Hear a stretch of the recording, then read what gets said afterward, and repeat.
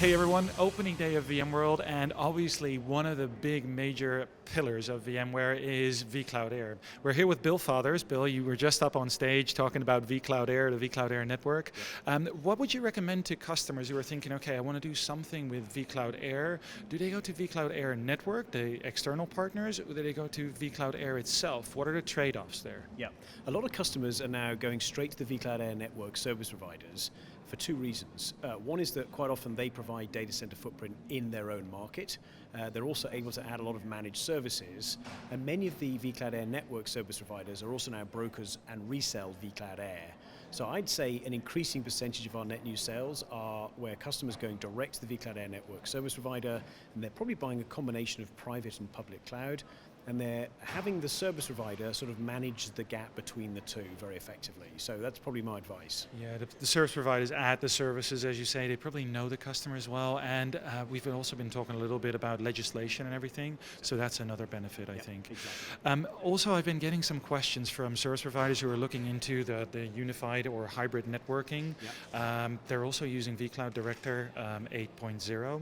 There is some NSX sort of lack of functionality there that I hear back. What's your recommendation for service providers who want to use like the best networking possible, but still use VCD 8 as well? Yeah, excellent question. So the vision is to enable our 400,000 or 500,000 customers to be able to look at the vCloud Air network service provider as just another endpoint that looks, equivalent to vCloud Air.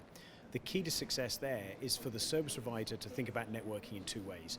Firstly, for the north-south traffic, so the traffic that connects to the service provider, connects to the customers, that's where embracing vCloud Director 8 that incorporated the integration with NSX. And in essence, we've created a multi-tenancy layer on top of the NSX platform, and that multi-tenancy layer for the networking is what we've built now into vCloud Director 8. So for the north-south piece, which is where the money is, which allows you to connect to customers and do really cool things like cross-cloud vMotion, you need to upgrade to VCD version 8.